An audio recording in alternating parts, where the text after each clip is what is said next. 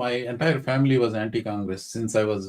మా నాన్నగారు ఎన్జి రంగా ఫ్యాన్ అదంతా. So whatever it is ఆయన ఇదే నాకు వచ్చింది. I have feeling my mother maybe Indira Gandhi fan ఏమో. ఆవిడ మా అమ్మ ఎప్పుడు చెప్పేది కదా ఎవరికి ఓటేసానని. I have feeling she voted for Indira Gandhi. I hated Congress with passion. But I can tell you this, Congress లో దేర్ ఆర్ పవర్ఫుల్ ఉమెన్.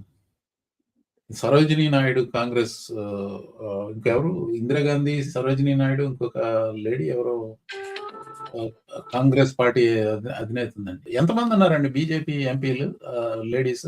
ఇవాళ రోజు 30 మంది సార్. 30 మంది. 30 మంది అంటే పర్సంటేజ్ అంత? అంటే వాళ్ళ పర్సంటేజ్ 9%. 9%. అక్కడి నుంచి 33 తీసుకుంటే ఎంతమంది మగ మహారాజులకు ఉద్వాసన అక్కడ? అందరికీ ఉద్వాసం పడాలి. అంటే అది పైగా అది లాటరీలో తీస్తారు. అది అసలు సార్ మగాళ్ళు ఒప్పుకోరు సార్. అంటే మగ ఎంపీలు ఒప్పుకోరు. అది కాదండి బాబు, still the bill got majority vote. That's what surprising. Bill got majority vote because they put in దానికి అది నడవకుండా ఎలా చేయాలనేది పెట్టారు దాంట్లో. అసలు బిల్ పాస్ అయిన బిల్లు 4 తీసుకునే బిల్ అది. Okay okay. అంటే నువ్వు ఈ రకంగా ఒకటి, నేను ఈ రకంగా ఒకటి, ఎటు ఫెయిల్ అవుతుంది కాబట్టి it doesn't really matter sir. ఇప్పుడు కాంగ్రెస్ వాళ్ళు అంటారు సార్, ఇప్పుడు అంటే మేము 50% కూడా ఒప్పుకుంటా ఉంటారు. అసలు కాంగ్రెస్ వాళ్ళు కూడా ఇవ్వరు సార్ 20% ఓట్లు సీట్లు. అసలు మహిళలు అంతమంది లీడర్లు లేరండి అక్కడ. ఇక మా ఆవిడని మీ ఆవిడని పోటీ చేయించాలి సార్ అక్కడ. అసలు అంటే ఇప్పుడు అంటే అక్కడ అసలు మామూలుగా మగాళ్ళే రాజకీయం చూసి దరిద్రం అనుకుంటారు. ఈ రాజకీయాలు ఎవరు చేస్తారా బాబు? దరిద్రం రాజకీయాలు ఇలా కూడా బతుకుతారా అనుకోవాలి. ఏ రాజకీయ నాయకుడు ఏ రాజకీయ నాయకుడైనా సార్, ఈ చంద్రబాబు నాయుడు గాని, జగన్ రెడ్డి గాని, ఎవరైనా సరే వారం రోజులు కరెక్ట్ గా ఫాలో అయితే మనకు మన మీద అసహ్యం వేస్తుంది. So let's move on that discussion అండి. ఏంటి దేశాన్ని ఉద్దేశించి ప్రసంగించాడు ఆయన? ఒక 5 నిమిషాలు చూశాను నేను. అందుకే ఎంత మాట్లాడాడు నేను చూడలేదు. आजादी के समय उस दौर में हमारे साथ और भी कई देश आजाद हुए थे. ज्यादातर देश हमसे बहुत आगे निकल गए और इसकी वजह थी कि कांग्रेस हर रिफॉर्म को रोककर बैठी रही. लटकाना, भटकाना, अटकाना, यही कांग्रेस का सिद्धांत रहा है, यही कांग्रेस का वर्क कल्चर रहा है. कांग्रेस ने पड़ोसी देशों के साथ सीमा विवादों को लटकाया. कांग्रेस ने पाकिस्तान के साथ पानी बंटवारे से जुड़े विवादों को लटकाया. कांग्रेस ने ओबीसी आरक्षण के निर्णय को 40 साल तक लटकाए रखा.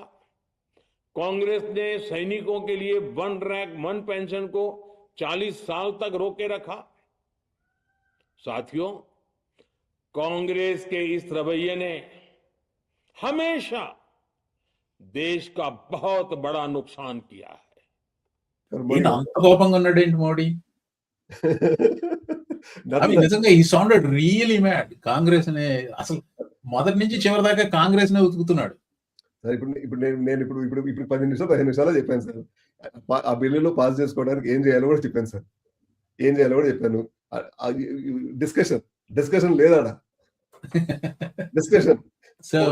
ఒక 2 రోజుల పాటు మా హైదరాబాద్ నుంచి బిర్యానీలు కొనుక్కొచ్చుకుని, ఈ బిర్యానీ ఆలకి పెట్టుకుని 4 ముక్కలు తిని, ఇక ఈ బిల్లులో ఇది ప్రాబ్లము, ఇది చేద్దాము, ఇది చేయకపోతే మాకు ఇబ్బంది లేదు, చేసేద్దాము అయిపోద్ది. మీరు గుడ్ ఫెయిత్ నెగోషియేషన్ చేయమంటున్నారు, జరగదు. కానీ లేకపోతే రాజకీయమే జరుగుతుంది. ఇప్పుడు ఏమంటారంటే మహిళల్ని వెనక్కి తొక్కారంట సార్. అసలు అంటే మీకు నాకు ఇప్పుడు ఎంత జేబుల్లో కానీ మామూలుగా జేబులు ఎన్ని డబ్బులు ఉన్నాయో అందరికీ తెలుసు. మహిళల డబ్బాలు ఎన్ని డబ్బులు ఉన్నాయో ఏ మూడికి తెలియదు సార్. అంత తెలివైన సార్. వాళ్ళతో బాగా ఆడతారు పోటీ పడేది. వాళ్ళు తెలియదు సార్, వీళ్ళు మన మోసం చేస్తున్నారని. ఇప్పుడు ఇప్పుడు చదువు దీని వల్ల మహిళల సాధికారత పెరుగుతుంది, మహిళలకు ఉద్యోగాల వల్ల సాధికారత పెరుగుతుంది, ఇండిపెండెన్స్ వస్తుంది, మౌడి మాట వినాల్సిన అవసరం ఉండదు. అదొకటే నిజం సార్. వాళ్ళకి అది అర్థమైంది, చదువుకుంటున్నారు. అందుకనే కదా సార్ మనకి మీరు ఆంధ్రప్రదేశ్ స్టేట్ ఎస్ఎస్సి బోర్డు గాని, ఇంటర్మీడియట్ బోర్డు గాని, డిగ్రీ బోర్డు గాని చూడండి. మహిళలకు వచ్చిన రిజల్ట్స్ పురుషులకు రావు సార్. ఎందుకంటే అది నేను చెప్తాను. నేను as a professor I will tell you, is a professor, he will tell you girls are always better performing in my classes. They pay more attention. Boys ki they don't pay too much attention. So it's universal. ఎక్కడ పోయినా ఇండియాలో అయినా అంతే, ఎక్కడైనా అంతే. Sir ఇప్పుడు వాళ్ళకి అర్థమైంది, మన చుట్టూ ఎక్కడ ఉందో వాళ్ళకి అర్థమైంది. వాళ్ళు చదువుకుంటున్నారు, వాళ్ళు పెరుగుతున్నారు. వాళ్ళు పెరిగినాక మనం వాళ్ళకి ఇవ్వాల్సిన అవసరమే లేదు. అసలు రిజర్వేషన్స్ ఏమి ఉండకూడదు సార్. సరే, రిజర్వేషన్స్ ఉండకూడదు. కానీ అంటే అసలు పార్లమెంట్ ఎలక్షన్స్ లో ఒక్కొక్కడు సీట్కే 60 కోట్లు 70 కోట్లు ఖర్చు పెట్టుకుని 80 అసలు 70 కోట్లు అనేది మినిమం ఎమ్మెల్యేగా అవుతుంది వాళ్ళ రోజున. అంత ఖర్చు పెట్టుకుని అవి చేయటం అవసరం లేదా అనేది చూసుకోవాలి. కానీ దేశాన్ని మార్చుకోవాలంటే అవి మార్చుకోవాలి. కానీ మహిళలకు రిజర్వేషన్ ఇస్తాం, పురుషులకు రిజర్వేషన్ ఇస్తాం, రేపు ఎల్లుండి పురుషులకు కూడా రిజర్వేషన్ చేయాల్సి వస్తుంది. Yeah. So before I move on from this topic, and I just wanted to share one soundbite that really irritated me, and I also thought for the first time I had a positive opinion about Pappuji. Pappuji. Okay, so here is the thing. I mean, this is very true. What he said is very true. Okay, watch this. विषय बहुत गंभीर है. पूरे हिंदू समाज को हिंसक कहना ये गंभीर विषय है. बीजेपी को आपको नहीं, नरेंद्र मोदी जी पूरा हिंदू समाज नहीं है, बीजेपी पूरा हिंदू समाज नहीं है, आरएसएस पूरा हिंदू समाज नहीं है.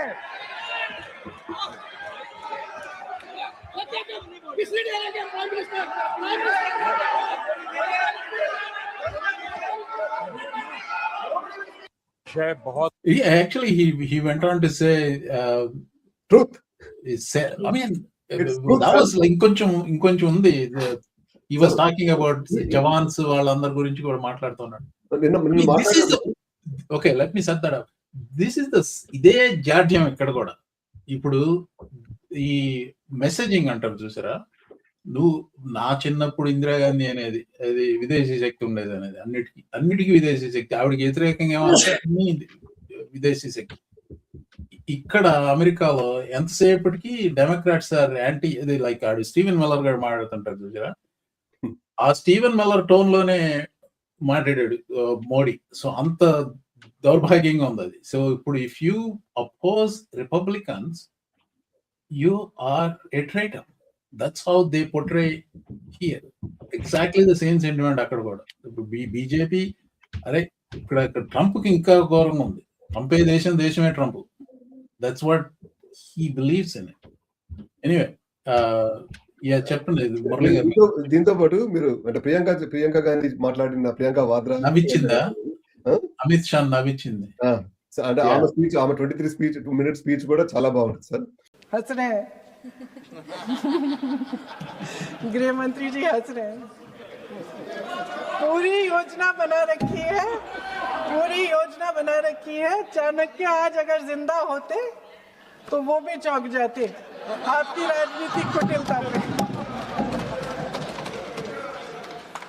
అంటే అసలు సార్ ఇప్పుడు మామూలుగా మాకు హైదరాబాద్ లో జుమ్మా చార్దీన్ అంటారు చూడండి. సరిగ్గా వారం రోజులు ఇరాన్ హార్మజ్ మూసేస్తే మనది కోవిడ్ లాంటి సిచ్యువేషన్ అని చెప్పి ప్రధానమంత్రి మోడీ గారు చెప్పారు మినిస్టర్స్ అందరిని పిలిచి. అసలు అంతా అలా ఉన్న మనిషి పార్లమెంట్ లో కూర్చుని హిందూ అని ఎట్లా మాట్లాడతారు సార్ అసలు? అంటే what kind of non sense is that? నీకు పెట్రోల్ కావాలంటే ఇరాన్ వీళ్ళ దగ్గరికి వెళ్ళాలి, నీకు లేకపోతే ట్రంప్ దగ్గర పర్మిషన్ తెచ్చుకుని రష్యా దగ్గర కొనుక్కోవాలి, లేకపోతే అక్కడెక్కడి నుంచో తెచ్చుకోవాలి. నీకు అన్ని అవసరాలు వేరే దేశాల్లో పెట్టుకుని ఏందా మాటలు? ఒకటండి, ప్రయత్నిస్తున్నారు. ఇండియన్ ఫ్లాగ్ పెట్టుకున్న 2 షిప్పుల్ని ఇరాన్. మోడీజీ కంప్లీట్ మౌనంగా ఉన్నారా? నేను అప్పట్లో మన్మోహన్ సింగ్ అని అనుకునేవాడిని, మౌన్ మోహన్ సింగ్ అనుకునేవాడిని. ఎందుకంటే ఆయన కూడా పాపం ఎక్కువ గట్టిగా మాట్లాడేవాళ్ళు కాదు. కాకపోతే ఆయన కనీసం ప్రతి ఫారెన్ ట్రిప్కి వెళ్ళినప్పుడు ఫారెన్ దగ్గర రిపోర్టర్లతో మాట్లాడేవాడు, ఇండియాకి వచ్చిన తర్వాత బ్రీఫ్ చేసేవాడు. 13 సంవత్సరాలు సార్ ఇవాళ వరకు మోడీ గారు ప్రెస్ మీట్ పెట్టాల. 13 సంవత్సరాలు మంచి వచ్చాడు, ఏది చెప్పలా. ఓకే, లాస్ట్ థాట్స్ చెప్పండి. We will move on to our next topic. ఇదేదో ఏకపత్రిక ఉన్నాయి, మోహన్ గారికి చెప్పానండి.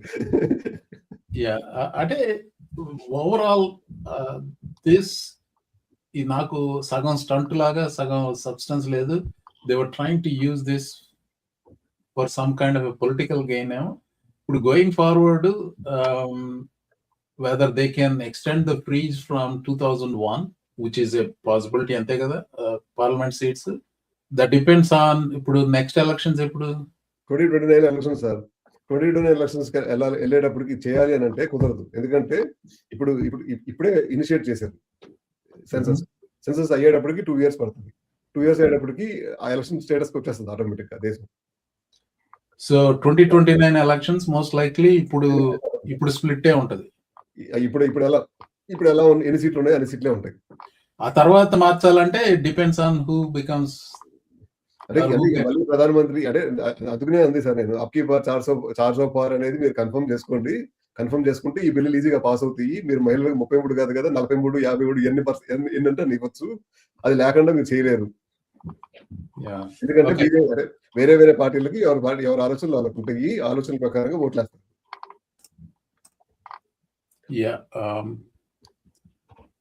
సో ఇంకోటి కూడా చెప్తాను సార్, మీరు ఇందాక చెప్పారు.